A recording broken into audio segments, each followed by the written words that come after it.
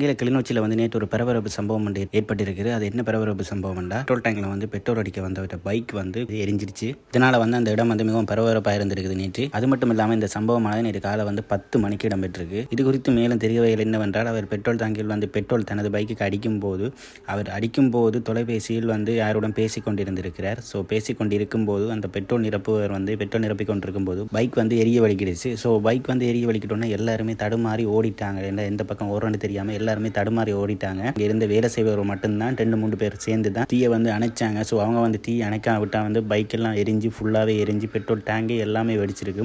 So அவங்க வந்து ஒரு புத்திசாலித்தனமாக செயற்பட்டபடியாக தான் அந்த தீயை வந்து அணைச்சாங்க. அது மட்டும் இல்லாமல் யாருமே பெட்ரோல் அடிக்கும் போது தயவுசெய்து யாருமே தொலைபேசியில் பேசி கொண்டிருக்காதீங்க. பேசி கொண்டிருந்தீங்களா உங்களுக்கு மட்டும் பாதிப்பு இல்லை, மற்றவர்களுக்கு உங்களுக்கு பின்னால் இருக்கிறவங்களுக்கும் பாதிப்பு தான். தயவுசெய்து யாருமே பெட்ரோல் அடிக்கும் போது தொலைபேசி பேச வேண்டாம்.